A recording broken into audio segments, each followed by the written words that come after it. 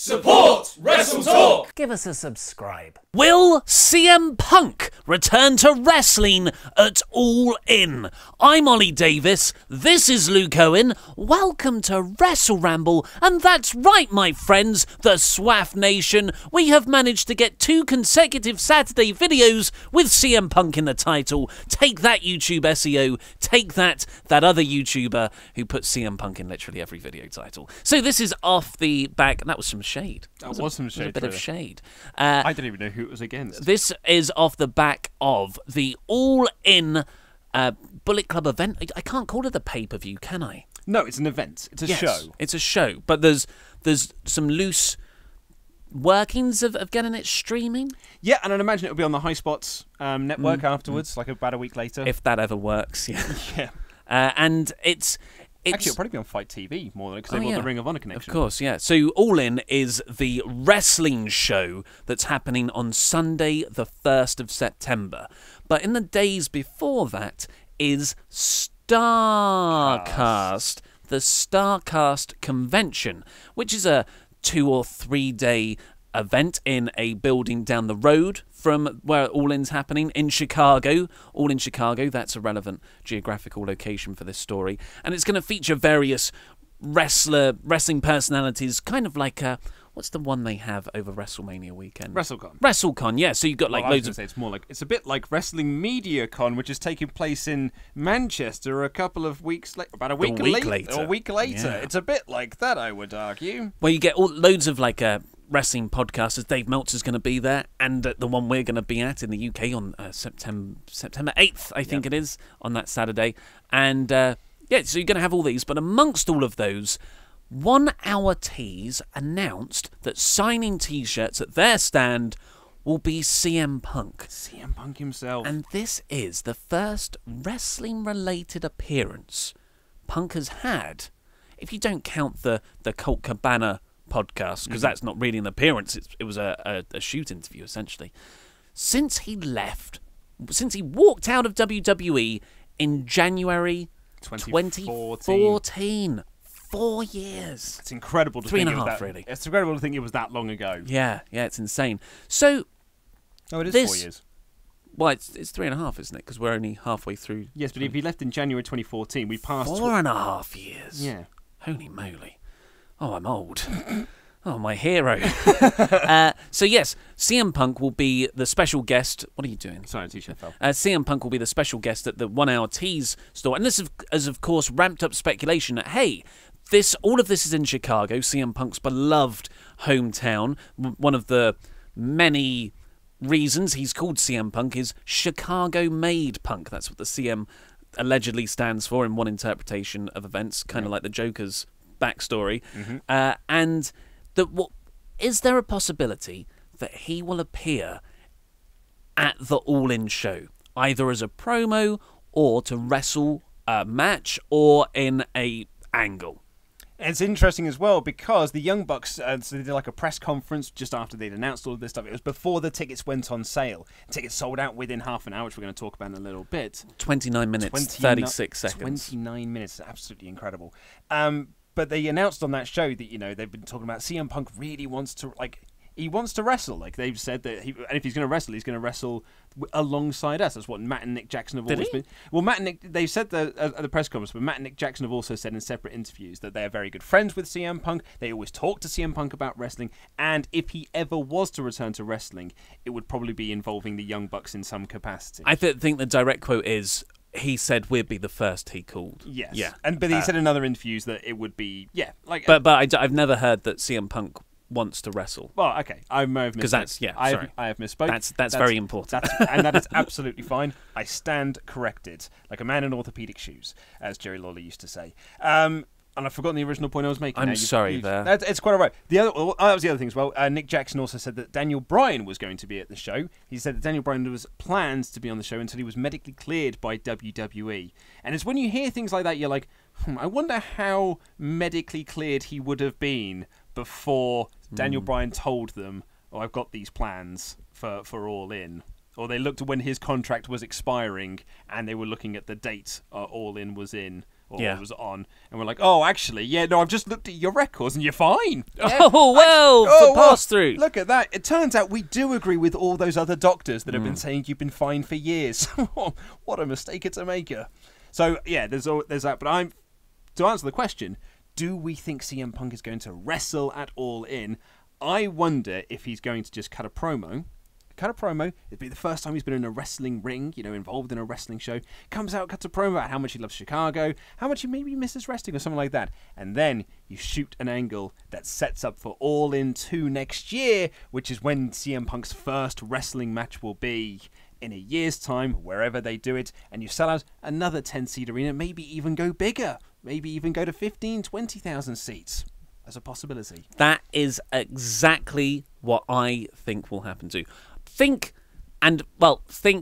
I genuinely believe that? It's too early to say. It's impossible to know. He could equally just be done with wrestling. But I really think that's a very... It could happen. It could happen. So when Matt Jackson... They had a press conference on the day of the tickets going on sale, and Matt Jackson answered that Punk question of will he appear at All In himself, and that's when he said that the usual stuff of me and Punk are good friends, we talk about wrestling, and he says it right there. He wants to wrestle again. No, I think it doesn't say that. No, I know it doesn't. You were making a joke. Because I did a terrible quote earlier. This guy. So always with the jokes. So Matt Jackson, who's one of the Young Bucks, he kind of dodges the question by saying Punk still loves professional wrestling, I think, but he's also got some other goals right now. Chiefly, the top priority on his list is that fight coming up in 3 weeks. So I don't think anyone involved in this, Punk included, would want to promote something or commit to something when he still has this UFC career somehow still going. So UFC 225 is on June the 9th. He'll be facing a guy called Mike Jackson, who is, not like he's not even a mid-range fighter. He's someone who's been brought up who could give Punk a fight. Because if Punk went against a legit guy, he'll be destroyed. Because against Mickey Gall, Mickey Gall was a guy who was brought up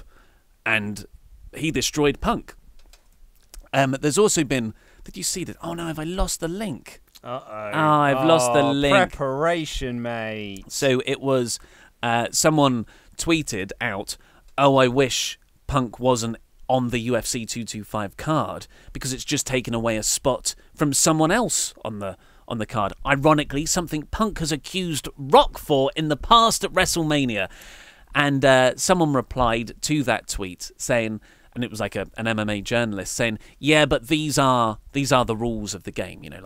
Punk is a money name. It will help sell tickets. It's just the way it is. I understand what you're coming from, but don't blame Punk for it. And Punk replied to that journalist's tweet saying, thank you very much for being sensible about all this. If it were up to me, I would be fighting the first fight on UFC Fight Pass, their lowest level TV show thing, not a pay-per-view at all.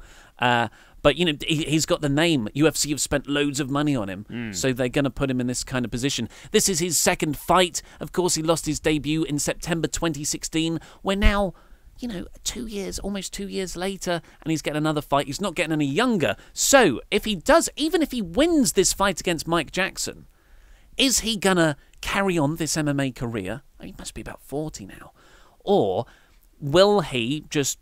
do what he wants, write a comic book here and there, and make the occasional fun appearance with his wrestling mates, and added bonus, he gets to stick his middle finger up at WWE. I was going to say, that's the key to it. And the other question I wanted to follow up with you on this is, do you think that All In would have sold out in the 29 minutes if they hadn't have made the Punk announcement 2 days prior? Yes, because there was still enough people didn't get tickets. Mm-hmm. But the point is, and I'm not saying I agree with this either. I've seen a lot of people say they only sold this amount of tickets because they announced Punk's name and people are expecting Punk to do something and it's in Chicago, X, Y, and Z. I'm just playing devil's advocate and asking you, because there is that possibility that Ring of Honor couldn't sell out a show with 10,000 seats with the basically the same card. New Japan struggled to sell out 5,000 seats in the Cow Palace. They're looking to get about 4,000 in the Cow Palace and set up for like 15,000, I think. But that wasn't their first show. It wasn't their first show again, but I'm saying with similar people on the card. And there are all these sort of companies with the same sort of people that wouldn't have been able to sell this 10,000 seats. So either A, the name CM Punk being added to StarCast, with then people like, surely he's going to be at the show then, buying their tickets because they want to be part of this moment when CM Punk is going to make his quote-unquote wrestling return. Or B, it was 10,000 people who were just like, do you know what? We need to be a part of this show because it's a really big historic thing and I want to support independent wrestling. So do you subscribe to the second theory? Yes. I think if you look at the numbers, the amount of people who say they couldn't get tickets, I think they would have...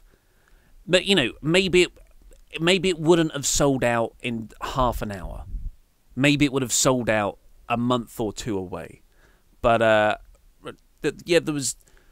I think there's enough people in Chicago, that's a brilliant wrestling city. There's enough people in America who walk around with their Bullet Club t-shirts. There's enough of a draw with not only the all-in event, but it's not like you're just it's not like you're flying in just for one show, which isn't really worth it. But if it's like a WrestleMania weekend, the SummerSlam weekend, where they have all those fan events around it, the NXT show, a lot more. It makes sense for you to fly over there for that. So the StarCast thing is, I would think helps extraordinary with or without CM Punk. You think of all those names who are doing events there, and the loyalty that podcast listeners feel towards certain shows. All that in one place, and their anti-WWE sentiment, the whole Bullet Club stuff, what Cody and the Bucks have done. Just their YouTube channel alone. Mm-hmm. I think. Yeah, they've got 100 to 150,000 views per episode. That's nowhere near the amount Ring of Honor TV gets or Impact gets, sure. But I think the conversion rate of people who would be willing to travel to see them, because those are people. It's not a company. It's a lot easier to get invested in people than it is this faceless thing. Well, you're completely right there. I mean, Impact gets 300,000 people watching its show on Pop every single week. But you look at the ticket sales they had over over WrestleMania weekend, they were selling like in the hundreds. It was only until they partnered with Lucha Underground that they actually started to sell and shift more tickets, which is a really smart move on Impact's part, really, is to do this sort of partnered up show. And that, I thought it was a really good business play. And it's the sort of similar thing here. Cody, I was actually just listening to an interview with Cody Rhodes on Jericho. There's an old interview that Cody was doing from the weekend video. And he was talking about how he sees that we are now in a second wrestling boom, but it's not a battle for ratings wars, it's a battle for accessibility. And he says that you can still love WWE, but now it's so easy for you to watch New Japan, it's so easy for you to watch Ring of Honor, it's so easy to get a lot of these sort of independent shows because they're on the High Spots network. Rev Pro put their shows up in places, Progress put their shows in places, WXW have shows in their sort of places. It's so easy now to be a wrestling fan and watch shows from all around the world. And Cody really is almost I don't want to say he's at the forefront of it, but he is a guy who almost he sort of personifies independent wrestling because he's a guy who left WWE so he could do this sort of stuff. And I think it's an incredible achievement. And the other thing as well, I think is certainly worth noting, is that you and I on this show did question whether this show could sell out. I'm happy to be wrong. So I couldn't have been happier to be wrong. When I saw that it sold out in half an hour, I had the biggest smile on my face because I don't. Yeah, absolutely, man. I did say I don't think it could happen without a CM Punk or a Daniel Bryan. I'm so happy to be wrong. Absolutely incredible result. Yeah. But back to the Punk thing. People might say, "Oh yeah, but Punk could still wrestle on this show." There's no point because they've already sold it out. Yeah. Why would, as a promoter, as a long-term booker, why would you give away that Punk wrestling match now when Cody has already said, "Hey, if this sells out, we will do All In too." And I don't think I think the half-hour sellout surprised all of them. So I strongly believe they're going to do All In 2 based on that, or whatever it ends up being called. And that's, like you said, that's when you set up the Punk return wrestling match. Because that would be huge. And they could legit set out like a Cow Palace or something. Yeah, absolutely, exactly. They really, really could. It's just what an absolutely incredible achievement. And the other thing as well, actually, and Dave Meltzer pointed this out on Wrestling Observer, pointed this out on Twitter, because obviously Dave Meltzer was the one who sort of much accidentally initiated this challenge when someone said, could Ring of Honor sell out 10,000 seats? And he said, not anytime soon. Because at that point, it looked like that was a get. And Cody and the Young Bucks were like, cool, we'll take that bet. And a lot of people said to Dave Mills, like, I bet you're gutted now. And he was like, no, this is great. Like, this is a really cool achievement. But he actually pointed out even more brilliantly. He said, when you look at it, the amount of scalper tickets that have gone on sale is so minimum. Like, a lot of people like, oh, it's just scalpers who bought up tickets. It's actually not the case. A very few number of the tickets that have been sold came from scalpers just buying it so that they can then resell them on at a higher price. Because I don't even think scalpers knew that this show was happening. So it was only a small number of them who do this as a business, knew this was happening. All in 2, though, that's when the scalpers will really come into force. And that's when they'll buy things and sell them on at a higher value. So actually, this show is not only is a legit sellout, it's going to be full of hardcore wrestling fans who were there to buy tickets within the first half hour. It's absolutely incredible. I really, really hope they do stream it, or they invite us and fly us over. And I'm everything. not going to be there because I'm still on my honeymoon. I'm still on my honeymoon. You'll be up the road in Canada. I will be. I'll be in Canada. Unfortunately, I'll be in Vancouver. So we've had some correspondence from Pledgehammer Nicolo Mandato on this. Quite a controversial view. Absolutely. Well, yeah, and this is kind of what I was alluding to earlier. So I don't want to undermine what Cody and the Young Bucks accomplished, but I do think that the 10,000 seats arena in this way has been too easy. It was big. There's air quotes for podcast listeners. Immediate disagreement there. Like you can go back and listen to us. If we're having doubts, like, I don't think they can do it without the big Brian or Punk name. Think how the organisers must have felt. They must have been crapping their pants. And, huge respect to all of them for pulling it off. Back to Nicolo. I wasn't taking it for granted, but I think we should look at it as the wrestling party. They have all the major non-WWE stars among them, and the freedom from storyline. They teased 1 year long Cody versus Omega, and it seems we're not getting that main event. Moreover, the event will take place in Chicago with Punk teasing a return, and they have been able to sell tickets, I think, to European fans that fly to fill the events. That is definitely a part of it. That is, absolutely. Closing, the news is huge, but I don't see Ring of Honor, Impact or New Japan in the USA following this ticket sale standard anytime soon. I feel like this will be a una tantum event that will be followed by All In 2 if the first will be great. I don't see it going bad, by the way. So I guess what Mandato is saying is this is huge for All In, but it's not like it's raised independent wrestling as a whole. It's more All In itself. Absolutely, yeah. And I think actually one of our Pledgehammer questions that we'll get to in the mailbag is almost like this. It's like, well, surely All In's going to change the face of independent wrestling. It's like, well, I don't know. I mean, this is very much is like a singleized event thus far. But is this selling out 10,000 mean that Ring of Honor is going to sell out 10,000 seat arenas for its next show? Or are they going to be able to up their seat numbers? And New Japan, when they fly over, are going to be able to up their seat numbers off the back of All In? Or is this just a localized, really great success based on the fact that it is, it's the Young Bucks, and it's almost like it feels like it's sticking it to WWE and sticking it to those who thought it couldn't be done. Yeah, it's like, is this going to make more wrestling fans, or is it going to appeal to a small portion of wrestling fans more intensely? Yes, I agree. Yeah, and there's also the old thing that sticks in my head is that opera as an art form was the old going to the movies, and opera was at its biggest just before it fell. Like it's not like, it slowly dies out. Like opera was huge in the late 19th century, just as the Nickelodeons and stuff were coming up, and then it crashed. So, and those were these huge, expensive events that everyone went to, well, at least high society did at least. And it's like, is this a continuation of it, or in retrospect, is it the tipping point where it all falls down? God, you're so cultured. If you want to send us your crap gimmicks, please do get in touch with me, Luke at WrestleTalk.com. I get sent, and actually this week I got sent the most crap gimmicks I have ever been sent. It was like, I don't want to say hundreds, I got a lot. I got 4s. Upwards of like 30 to 40. Wow. Crap gimmicks sent across to me, and we only do like 3 or 4 of them, so there may be a backlog. I may never get to some of the craft gimmicks that get sent across, because I do get sent a lot of them, and we haven't got time to go through every one of them. But I do read them all, so there is always that. I even got one. Yeah. I don't know why people email me. I explicitly tell people not to email me. But the gluten 3, Yeah, it was the gluten 3 versus BLT We'll get to that. It came in too late for today's show. But Well, actually, a nice segue. Buttered Toast has emailed in with the name Christopher Parker Bacon, a.k.a. Nice. Chris P. Bacon. Bacon is a babyface wrestler who makes his entrance carrying his manager, Commodore Oinks, who is a miniature potbelly pig in one of those baby carriers you strap to your chest. He also throws strips of bacon into the crowd, similar to the New Day with pancakes. The running gag with Chris is he loves pigs and he loves bacon, but is unaware that bacon is actually made of pigs. This can go into a feud where a dastardly heel attempts to prove to him that his favourite food is indeed made of his favourite animal. His finisher is the porker, a submission in which Chris puts his fingers in his opponent's nose and pulls their head back, making their nose resemble that of a pig. that's really good. It's that general conceit of just,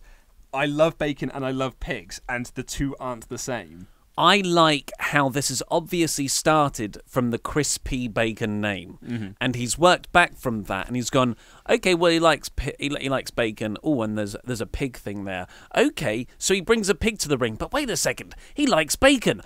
This is the central dichotomy of his character. This is great, and I don't think we've got any live animals in any of the crack gimmicks that we've signed so far, which is a huge important of creating a chaotic promotion. Like, just look at that kennel. Is it Kennel of Death match? Kennel from Hell. Kennel from Hell, and all the dogs, like Kennel from Hell or that they something they get scared and they just poop in one corner of the ring, and they're not. Don't work with kids or animals. So we're gonna work with them both.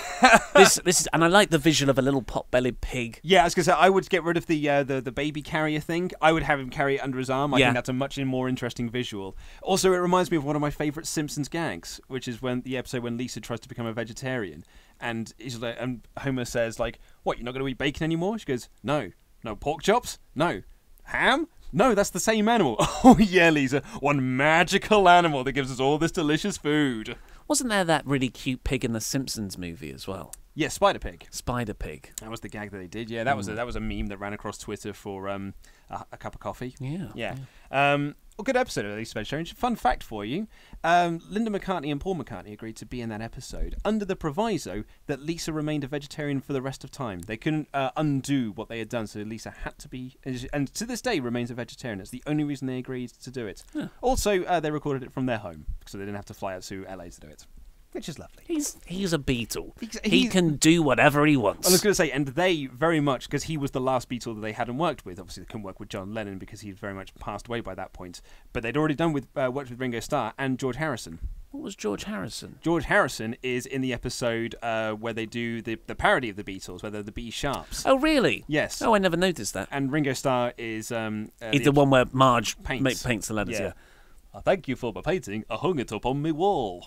Lovely stuff. Greg Chambers, back on track, emails in with my crap gimmick is the Weatherman. He is a babyface whose attire depends on the time of year and the weather in the place of the show. He goes from wearing Timberland boots and a padded jacket in the winter to wearing shorts and t-shirt in the summer, and sometimes going barefoot if in a beach location. His moves depend on the weather too. In spring, he has a springboard moonsault as a finisher. In summer, he has a sunset flip pile driver. In autumn, he does a variation of the bad luck fall. And in winter, he uses an avalanche DDT. That one's a bit stretched towards the end there. Yeah, Greg, not as into this, because it's just like if we're running the crap gimmick promotion and we haven't got telly and we're touring a few like bingo halls in a state, and people aren't coming to the week-to-week stuff, the month-to-month stuff, the season-to-season stuff, they're going to see this guy about like once or twice a year if they're adamant fans. They're not going to get up. They're not going to pick up on this subtlety. It doesn't translate to a live audience. It would like week-to-week TV, but we are not as ambitious to get crap gimmick roster on TV. And I just think like the Weatherman, that's like a green screen gimmick where there's someone in it's like almost a newsroom with a weather guy, and all of his moves have like the sunset flip powerbomb. Great. Avalanche, the fall thing? Fall's more of a seasonal base thing rather than a weather thing. Sorry, Greg. It is It is overly contrived and also not right. Yeah, you took the words out of my mouth there. It's like that beach one we had last week. Sort of the name and the gimmick don't quite match up, I'm afraid. Jamie Chadwick has written in to suggest the name is OBE, and OBE is an aspiring actor/filmmaker.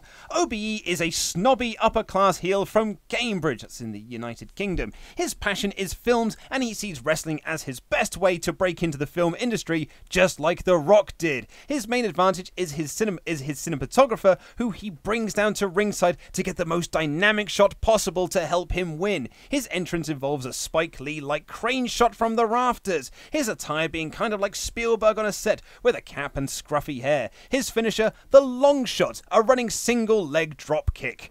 And then I like what he's done there to finish off this email. I know it's a bit like Goldust's old gimmick, but I hope there's enough separating the two. Love you guys, thanks. Yeah, I guess if you don't dress up as a giant gold man, yeah, you could get away with it. Yeah, it's okay. Yeah, I wasn't blown away by it. Nothing has been quite as good as crispy bacon. Yeah, crispy bacon. Like what animal could go with this directing gimmick?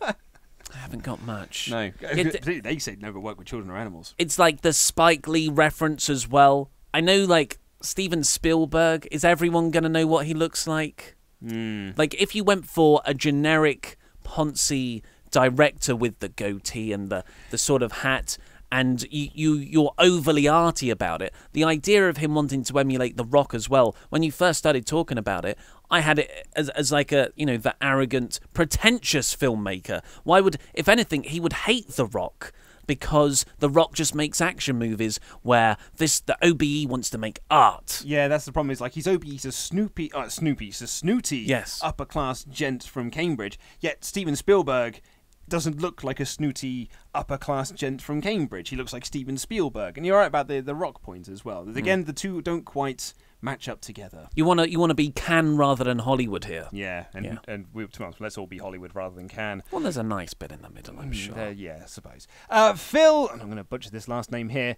Panabianco, I'm going to say. I hope it is Panabianco. Because that is fun to say. Phil Panabianco, by the way, is also a coach in running. So he said that if ever we need some advice on how best to do our running, we should email him. Okay, well, if you're watching, Phil, a running coach, this could be very useful, actually. So I was running on the treadmill the other day, and I thought, in most lifting moves, it's all in your hips. The hips in your this lower area here is the power base. And I thought, well, when I run, I just run with my legs. So I started to run with my hips, and it felt easier. But I have not researched this. So either, Phil, I've just developed a new form of running that we could work on to develop, or tell me to stop doing it because I might pop a leg out my socket. All I could picture is Santino's walk to the ring. It wasn't where that it's all like, no, that's how you were on the treadmill. Well, I don't know. I couldn't see myself. I'll film it. I'm sure I look like an absolute donkey. Anyway, Phil Panabianco writes in, said, this one is pants. Lance pants, that is. Lance struts to the ring in his beige slacks, topped with a cream-coloured short-sleeve button-up shirt. The centre-parted hairstyle really completes his look. His catchphrase of, don't get caught with your pants down. Lance's finisher, called the no pants dance, sees him awkwardly trying to do his best Rick Rude wiggle as his opponent slowly gets to their feet. Lance then feigns pulling down their tights before pushing his opponent into the ropes and then rolls them up with a fistful of tights to get the 1, 2, 3. So what he does is he kind of taunts them a little bit, and then he pretends he's going to pull down their pants. They go, oh no! Then he pushes them against the rope, roll up, handful of tights, 1, 2, 3. I'm guessing that's what Phil has written here. It's an odd thing to base a character around. The concept of trousers, or pants, as it is in America. It's weird because I read this as if he was from England, and therefore was just talking about pants. Yes, underpants. Underwear, yeah. Not this, yeah. Oh, you started with the really good one. I know. I feel like we're crapping on everyone else now. Yeah, it was the first email I read. It's just not as good underlying concept. I like what you've done with the idea of a gimmick based on pants, but overall, I don't think a gimmick based on pants has enough to it. No, I'm afraid that one could very well be pants. And if you want to submit a question to the mailbag, all you have to do is become one of our mighty pledge hammers by donating on Patreon, and you can leave a comment on our Patreon page, get involved in the pledge hammer community. You can send me an email, let me know what your pledge hammer name is, and I can find you on Patreon. There's loads of ways to get in touch, but as long as you pledge, you can get into the mailbag. I should come up with a catchier slogan than that. Our friend Buttered Toast, who submitted Crispy Bacon, has his question actually is, with All In selling out so quickly, does this change the industry? Will the WWE recognize this and feel the need to step up their game slightly? Also, if CM Punk announces that at All In that he is joining the Bullet Club and returning to the ring, will this make them adequate competition for the WWE? My first point to that, I was thinking, if CM Punk is going to announce a wrestling return, don't join the Bullet Club. Like, go against the Bullet Club. That's what Bullet Club needs, is an antagonist. They need someone to be going against them, as opposed to just, oh, you're an American, now join us. Yeah, totally agree. A Cody CM Punk feud, that could be potentially great. Mid-card fodder in WWE. Yeah, selling out 10,000 seats elsewhere. So what else have we got in there? Will that make them adequate competition for WWE? No, WWE are just so big. It's insane. And this isn't even a promotion. I don't know who the... But could this be... I think what Butter Toast is alluding to is, like, if it's more than just All In 2, so, like, you do All In 2 next year, but then could you do more, like, other shows throughout the year, and then All In 2 is, like, your... All In's, like, your WrestleMania, but then you do one in January, you do one... And you kind of, like, spread them out throughout the year, and then maybe something spawns off from that. I mean, that's very much, like, that's big picture thinking. I don't even know if that's their intention to do that sort of thing. Yeah, but I don't think that will happen either. I'd love it to, but the realist in me says no. The question I do like in here is, will WWE recognize this and feel the need to step up their game? No, I think they'll completely ignore it and then try and sign up all the best guys. They won't change their game at all, but they'll try and undermine it by targeting certain people. And then when those people come into WWE, I guess NXT, their style will kind of change WWE from the inside. WWE never willingly reacts to stuff. It's too big a corporation. You see this in all large companies. They want to do everything the same as they've always done. And it's new people coming up through the ranks that change things. Like, we would never have the style of wrestling we have today if it wasn't... That wasn't like a WWE dictated thing. I'm sure Vince McMahon just wants to see John Cena, Randy Orton forever. But the new generation of people coming in has changed the style. They've had to, like, adjust their style to WWE, but in so doing, WWE has slightly changed more towards them. Seth Rollins being one of the best examples of I that. completely agree with you. I think if All In 2 does get announced, I wouldn't be surprised if NXT is announced, like, the town over. Oh, yeah, that's another classic WWE thing to do. So kill the town the week before. We're not bothered. We just happen to announce an NXT show. It's the only one we're doing that area around that time. It's full on the same week. Oh, like by the way, Shawn Michaels is going to be guest referee in the main event, exactly. And we're calling back Kevin Owens and Seth Rollins to have a match. In a ladder thing. And by the way, we've just signed all your favourite guys. Yeah. So that's a possibility. David McKenzie has emailed in, probably not the right time to ask about the Hall of Fame, but do you fellas, who would you fellas like to see entered into the Hall? I feel like Davey Boy, Owen Hart and the Dynamite Kid are the most notable wrestlers who have not been honoured, especially the Dynamite Kid. He has influenced today's in-ring style we all know. I know it's a stupid ceremony, but the Hall of Fame, but it's the last honour some of the performers get, and I think it generally means a lot to wrestlers themselves and also their families. I don't know why it suddenly matters to me, but for some reason it does. I empathise with that. So, like, sometimes, they should go into the Hall of Fame, and then you stop yourself and go, oh, but the Hall of Fame means nothing. It's just a little pop. But I'm sure if you go in, it's great. Look at, like, Jake and Scott Hall. Yeah. Like, when they got to go in, especially after everything that they'd been through. Like, Jake Robertson, if you watch the Jake the Snake documentary, which, holy hell, that is... If you can get through that without crying, then I think there is something drastically wrong with you. Because it's a real tug on the heartstring story. But so I think to people like that, it might really mean something. But maybe you feel like DDP, where it's just like, I got my yoga, but it's fine. I get to wear a nice suit, and I'll probably get a nice chicken dinner. Yeah, the main one that springs to my mind is because he is so unsung, and kind of just like ignored by the company is Jim Johnston. Mm-hmm. That would be my first person I would write down beyond any actual Yeah. on-screen talent. Yeah, that's such a good shout, actually. In fact, I don't think I could come up with anyone better than that. It's interesting as well. Brian Pritchard, I think, mentioned on one of his podcasts recently that I think it was Pritchard. It was some podcast I was listening to where they theorized that the reason why Davey Boy hasn't been inducted yet is because they want to induct him as the Bulldogs, like him and Dynamite Kid, but they're going to wait until Dynamite has passed on so that they don't really have to honor anyone. They can just induct 2 dead people and then bring their families in instead, rather than have to give Dynamite a live mic, which might be, could go wrong. Also, I think with the court cases and all that sort of legal actions against Owen Hart, possibly not him either.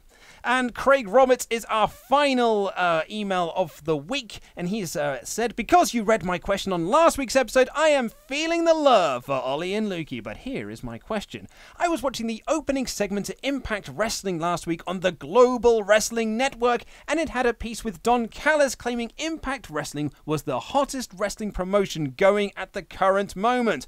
What do you agree with him or not? I'm only asking because I haven't watched much Impact in the last 2 months due to the fact that I thought the product was becoming a little boring. What do you guys think? Your best mate, Don Callis? My best mate, Don Callis, yes, we're very good friends. This is an interesting one because you look outside WWE, New Japan, for me, is definitely the hottest promotion. But then it's not like Ring of Honor have got much buzz about them at the moment. The Bullet Club and All In have a lot of buzz, but they're not a promotion. So if New Japan is over there, and we're talking in the US, and Impact did have that Redemption pay-per-view. We've reviewed it for Ramble Club, and some of the stuff they did on there was genuinely very, very good. It really felt like a new era for Impact, and that was the first pay-per-view they've done, the first big show with the new creative team in place, Don Callis being chief amongst them. And God, we talked about that OVE match and the following angle with Eddie Edwards, and he's like accidentally knocking out his wife. Extraordinary stuff. Like, I've got to say, it's one of the best wrestling angles of the year. And it's nice to say this because we do talk to Don Callis sometimes for the WrestleTalk Insider show, and we don't have to pretend that Impact isn't like, I don't know how if this was a year ago, Impact and TNA, whatever it was, and for the last couple of years, to be honest, has been a slog, and it's been very difficult to get through because just when they start to get some momentum, everything falls apart, or Alberto Del Rio does something stupid, and that's still happening. But they've turned that into a positive too, like turning that Austin Aries match into a 3-way with Pentagon and Phoenix. That turned into a really good match too. Is it the hottest promotion at the moment? No, but like, you've got to say that as a promoter. Like, why wouldn't you say that to open your wrestling show? But there is an argument that it is the hottest promotion currently in the US, just because of the buzz coming off of that Redemption pay-per-view. So I don't think that's an unsubstantiated claim, but it's not one I would agree with. No, and that's it. It's promoters, it's a commentator just saying these things, like, because if you're a first-time viewer going into the show, and the commentator says to you, because you're meant to trust what the commentators say, Michael Cole, and few are as credible as Don Callis. Absolutely, but if you're like a first-time viewer and he says like, "Hey, this is the hottest promotion currently going on at the moment," it's all words like that. You're gonna go like, "Oh well, I'll stick around and check out what's going on here." Then who is this Trevor Lee lad, this caveman-looking fella? And you kind of sort of like carry on and watching the show from there. Mauro Ranallo says it for NXT. He says that it's the hottest thing happening right now in sports entertainment, or something along those lines. So it's just like a selling hook. Like, Don may very well believe it, and that's great. If he believes it, it's even better. Whether that's true or not is a different thing. But I do think there is a lot of buzz around Impact at the moment. Their ratings sort of suggest otherwise, because they are very much sort of like, they sort of up and down depending on what the competition is. But there is some good stuff coming out of that company. Really, really good stuff, in fact. Well, that's all we've got time for today's show. Please click the videos that have just appeared on our laps to catch up with the latest WrestleTalk videos. And the WrestleTalk magazine is out to order. Click that now and on Luke's face, and you can order your own issue. It is superb. And subscribe to this channel. I've been Ollie Davis. This has been Luke Owen, and that was Rambling.